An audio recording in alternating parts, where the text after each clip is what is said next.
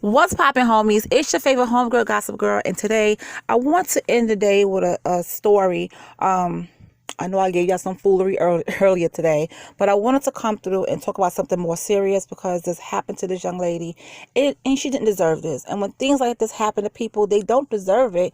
But you got sick folks out there who, don't think of the person's family that they're doing this to. Okay, they're sick within themselves. They something wrong with their head. To get pleasure out of doing this. So I'm gonna go ahead and jump into the story, and we'll talk about it at the end when I'm done with my commentary. And this is in Raleigh, okay?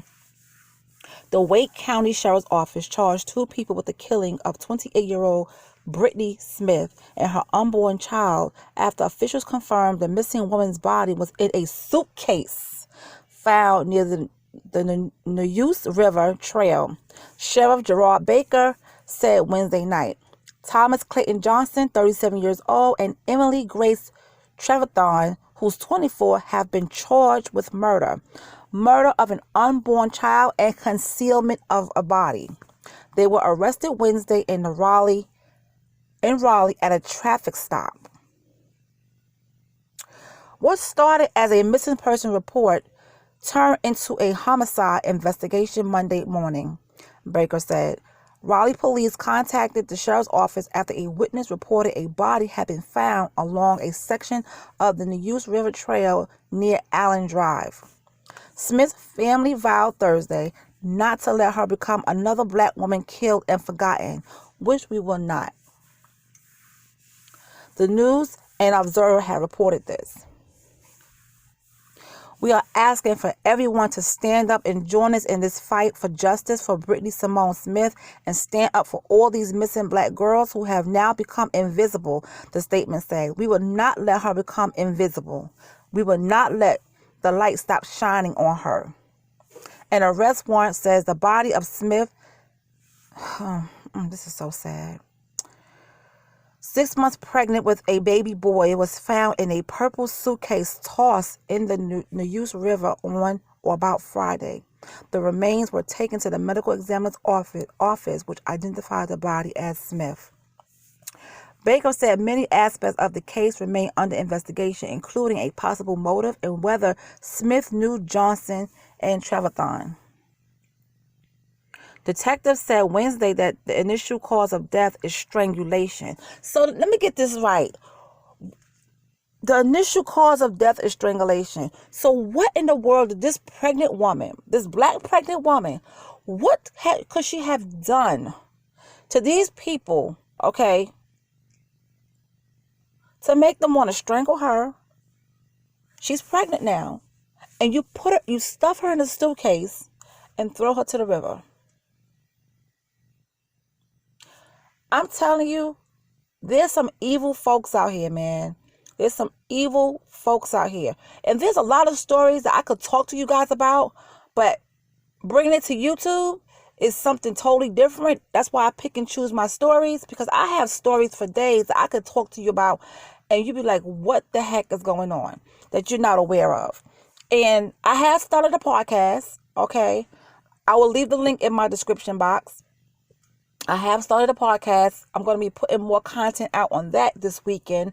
That's what I'm going to be working on.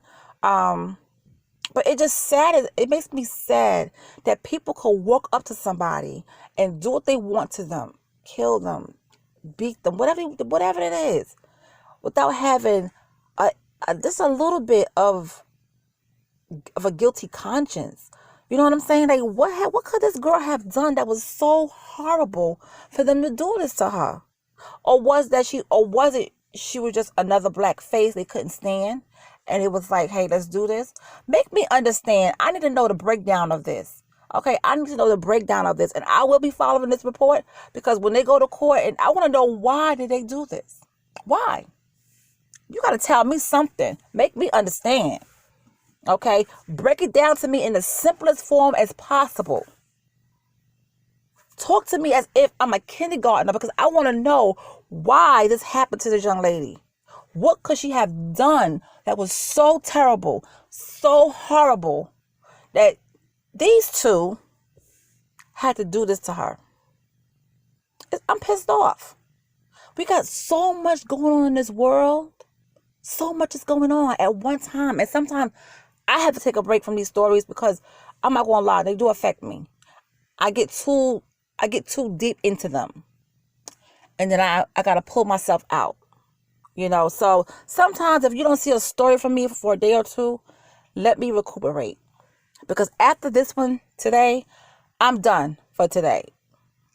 This right here, it bothers me. Because a young woman who's pregnant, carrying a baby boy who didn't even get a chance to be delivered from his mother. Okay, she didn't even get a chance to enjoy her baby. Was taken way too soon by the hands of two evil people. I want to say something else, but I'm not. By two evil people. That's not right. That's not right to her. It's not fair to her or her family. And to Brittany Smith's family, you have my deepest condolences, and I send prayers to you guys because this has got to be something horrible. To get a phone call in the middle of the night or whenever they got the phone call, to get a phone call to say your loved one is gone, we found your loved one, and they're not here anymore. It hurts, man. I went through that in August. Getting a phone call that my brother got murdered in Georgia. You couldn't pay me to step foot in Georgia. I would never step foot in that state. Never. But that's a whole different story that I don't mind talking to you guys about it. But it would have to be at a later time. But right now, Brittany's family, this is tragedy. This is tragic. This is tragic. And the initial cause of death is strangulation. She was reported missing Thursday. She was last seen near Fox Run Drive in Wendell. Dale Williams told the News and the Observer Tuesday that Smith and her boyfriend had been living in a tent in the backyard of his Wendell home since June. So wait a minute. Hold on. Okay. Did I read that correctly? Dale Williams told the News and Observer that Tuesday that Smith and her boyfriend had been living in a tent in the back of his Wendell home since June. So, why were they living in a tent? In the back of Dale Williams' home? Okay, I'm definitely going to look deep into this. Baker said detectives searched the property for clues to her disappearance, but further investigation led detectives to Johnson and Trevathon at an unidentified motel. Her name is Emily Grace Trevathon, and her boyfriend name is, I just said that bozo's name. Well, his name is Thomas Clayton Johnson. They have been charged with the murder of Brittany Smith and her unborn child. A search warrant at a motel that's involved gave us some of the missing pieces to the puzzle that led us to these two individuals, Baker said. Baker also said he didn't know if they were trying to leave Raleigh when they were stopped Wednesday, and detectives are still piecing together their story from interviews. Okay, now we're going to get down to the meat and potatoes. Living in Wendell man's backyard. Williams says Smith and her boyfriend had been squatting in a home and then in a tent on a vacant lot. They were only going to stay in his backyard for a couple of weeks, but those weeks turned into months, said Williams. It is better than having them on the street, said Williams.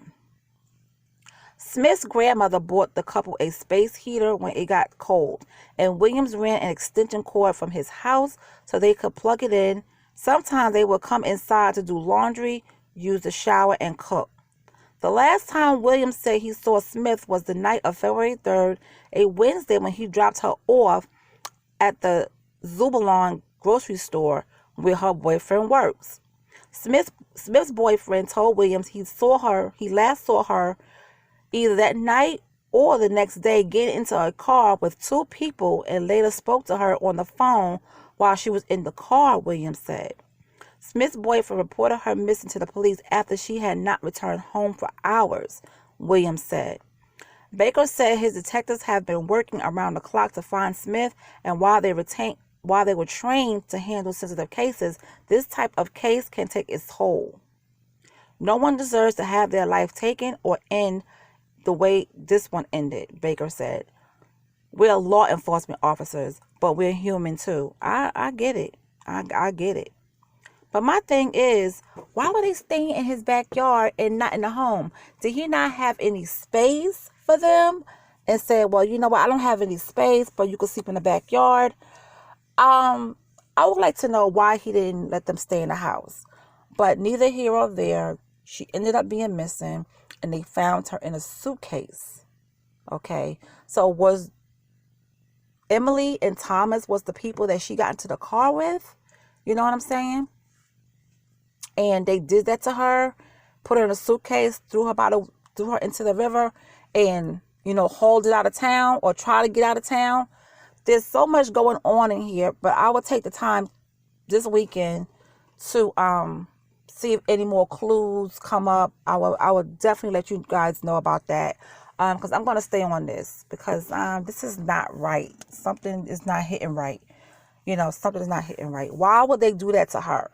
You know what I'm saying? Like, why? Man. Well, you girls. Well, you guys, this is it for right now. This is all I got. I will be talking to you later.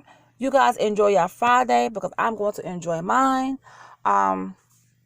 If you got any stories for me that you want me to look at or talk to you about, and if I can, I will get to it. You can hit me up on my Instagram at Gossip Girl BK on Instagram. Hit me up there, or if you want to say hi, still hit me up. I'll say hello back. Okay. All right, you guys, have a good one, and I'll talk to you later.